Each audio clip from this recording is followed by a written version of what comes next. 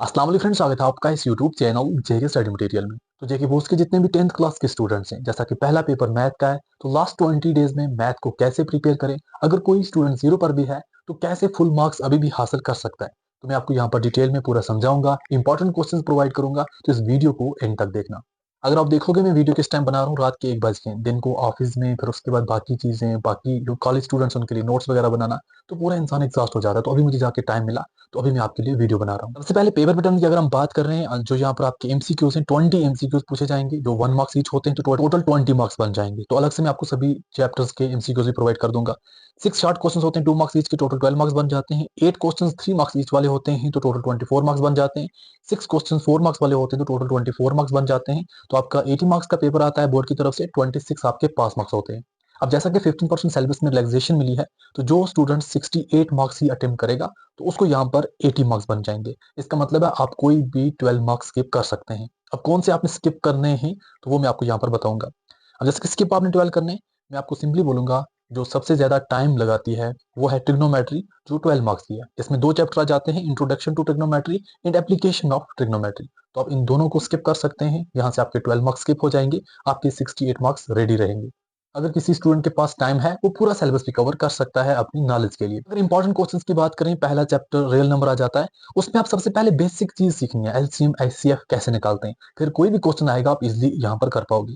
फिर आपने थोड़ा बहुत चेक करना है, इरेशनल को कैसे प्रूव करना होता है। आप सिर्फ एक सीखोगे, रूट 2 को इरेशनल कैसे बनाते हैं। उसके बाद आपको कोई भी क्वेश्चन आएगा आप इजिली कर पाओगे, चाहे वो रूट 3 हो, रूट 5 हो, रूट 2 प्लस रूट 3 हो, कोई भी हो, आप इजिली कर पाओगे। सेम यहाँ पर सिस्टम लगता है। सेकंड चैप्टर पॉलिनोमियल में आप एक्सरसाइज 2.2 अच्छे तरीके से करो, जिसमें आपको फाइंड जीरोस ऑफ पॉलिनोमियल, अपने पॉलिनोमियल के जीरोस निकालने होते हैं। जैसा कि आपको कोई भी इक्वेशन होती है, x square minus 2x plus 8 या -8, उसमें आपने x की वैल्यू निकालनी होती है।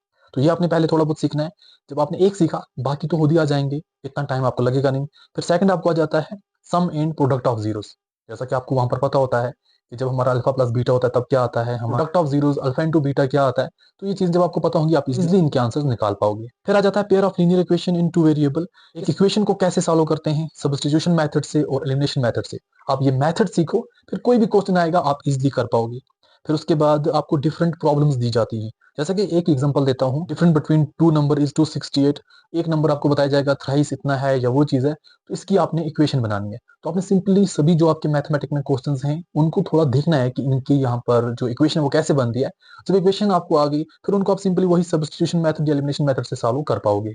फिर आ जाता है क्वाड्रेटिक इक्वेशन। क्वाड्रेटिक इक्वेशन वाला जो आपका चैप्टर है, वहां से आपने जो आपकी इक्वेशंस दी जाती हैं उनको फैक्टराइजेशन से या फिर क्वाड्रेटिक फार्मूला है उससे आपने उनका आंसर निकालना होता है। तो आपने जो फैक्टराइजेशन उसको सीखना है, और जो आपका क्वाड्रेटिक फार्मूला आ जाता है उसको आपने अच्छे तरीके से देख के रखना है। तो इजिली आपका आंसर निकल जाएगा। ज्यादा इन्हीं पर फोकस करना है, फिर कोई भी क्वेश्चन दिया जाएगा आप इजिली उसका आंसर कर पाओगे। फिर थोड़ा बहुत यहाँ पर सिंपल शॉर्ट क्वेश्चंस, डिस्क्रिमिनेंट क्या होता है, एंड कोई आपको सिंपली क्वेश्चन दिया जाएगा कि इसका डिस्क्रिमिनेंट निकालो, वो थोड़ा बहुत पता होना चाहिए। फिर आपको कुछ प्रॉब्लम्स दी जाती हैं, वहां पर आपको प्रॉब्लम्स होती हैं, क्वेश्चंस होते हैं, उनकी अपनी इक्वेशंस बनानी होती हैं। जब आपसे इक्वेशन बन गई, फिर आपने वही फैक्टराइजेशन या क्वाड्रेटिक यहाँ पर फॉर्मूले का इस्तेमाल करके उसका आंसर निकालना है। एबी में आपने सिंपल और सिंपल जो भी आपके फॉर्मूले हैं वो आपने याद रखने हैं। जैसा कि फर्स्ट टर्म क्या होता है, कॉमन डिफरेंस क्या होता है, पहले ये पता होना चाहिए। फिर इनर टर्म के लिए कौन सा फॉर्मूला लगता है, सम ऑफ फर्स्ट इनर टर्म का क्या फॉर्मूला लगता है। आप फॉर्मूले अच्छे से याद रखो, फिर थोड़े थोड़े क्वेश्चंस देख के रखो। फिर आपको कुछ प्रॉब्लम बेस्ड क्वेश्चंस होते हैं, उनको कैसे पहले इनको चेक करना है, तो ये चीजें आप सीख के रखो, सभी मसले हल हो जाएंगे। ट्रायंगल्स की बात करें, आपको जो फर्स्ट 2 थ्योरम्स हैं उनको अच्छे तरीके से देख के जाओ। फिर जो आपकी तीसरी, फोर्थ, फिफ्थ है, उनकी स्टेटमेंट्स देखे जाओ, उनकी स्टेटमेंट आप याद रखो। फिर आप जो आपकी एक्सरसाइज 6.2 है, उसमें क्वेश्चन नंबर 7, 8, 9, 10 इनको अच्छे तरीके से देख के जाओ। फिर आपकी जो एक्सरसाइज 6.3 है, क्वेश्चन नंबर 3, 5, 13, 14, 15, 16 इनको अच्छे तरीके से देख के जाओ। नेट ज्योमेट्री की अगर हम बात करें, डिस्टेंस फार्मूला और सेक्शन फार्मूला अच्छे तरीके से सीख के जाओ। फिर थोड़े बहुत क्वेश्चंस भी हल करके जाओ इन्हीं का इस्तेमाल करके, तो आपका इजिली ये पूरा कोऑर्डिनेट ज्योमेट्री हल हो जाएगा, क्योंकि कोऑर्डिनेट ज्योमेट्री बहुत से बच्चों के लिए इजी होती है। सर्कल की अगर हम बात करें, 2 थ्योरम्स हैं, उनको अच्छे तरीके से देख के रखो।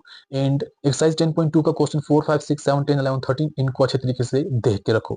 सरफेस एरिया एंड वॉल्यूम की अगर हम बात करें, जो भी हमारे फॉर्मूलेज हैं, जैसा कि क्यूब का सरफेस एरिया निकालना या फिर वॉल्यूम निकालना, ऐसा ही क्यूबाइड्स का, सफेयर का, हेमिस्फेयर का, सिलेंडर का, कोन का, ये निकालना। और कभी 2 फिगर्स आपकी यहाँ पर ज्वाइंटली होती हैं, उनको कैसे निकालना है। तो फॉर्मूलेज याद होंगे, थोड़ा कॉन्सेप्ट क्लियर होगा, इजिली इनके आंसर्स भी निकल जाएंगे। स्टैटिस्टिक की अगर हम बात करें, मीन, मीडियन, मोड, जो भी ग्रुपेड डेटा का है वो अच्छे तरीके से देखे जाओ। कोई भी ग्रुपेड डेटा दिया जाएगा, उसका मीन निकालना होगा या मीडियन निकालना होगा या मोड निकालना होगा।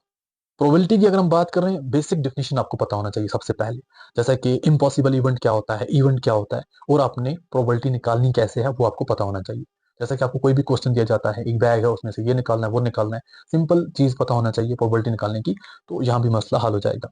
फिर आ जाता है एरिया रिलेटेड टू सर्कल, उसमें आपके पास सिर्फ और सिर्फ एक ही एक्सरसाइज है, वो है 11.1, और वहां के जो क्वेश्चन आपने अच्छे तरीके से देखे जाने, क्वेश्चन 1 से क्वेश्चन 4 तक सभी, फिर उसके बाद क्वेश्चन नंबर 6, 7 और क्वेश्चन 11, इन क्वेश्चंस को अच्छे तरीके से देख के जाओ, इन्हीं में से कोई ना कोई क्वेश्चन पूछा जाएगा, और यहाँ से आपको शॉर्ट क्वेश्चन पूछा जाता है 2 या 3 मार्क्स का। अगर आप चाहते हो जो चीजें मैंने आपको अभी बताई, इनका पूरा कॉन्सेप्ट कैसे क्लियर करना है, कैसे पढ़ना है, मैं पूरा डिटेल में वीडियो बनाऊं, आपको सिखाऊं, तो कमेंट करके जरूर बताना। फिर मैं एक ही डिटेल में पूरा वीडियो बनाऊंगा जिसमें आपको सब कुछ सिखाऊंगा, ताकि आप इजिली एग्जाम में पूरा पेपर कर पाओ। और जिन स्टूडेंट्स का मैथ बहुत ज्यादा वीक है, वो भी कमेंट करके बताओ कि आपको लिमिटेड क्वेश्चंस या लिमिटेड चैप्टर्स में आपको प्रोवाइड करूं, ताकि आप सिर्फ उन्हीं को देखो और अच्छे तरीके से पास हो जाओ।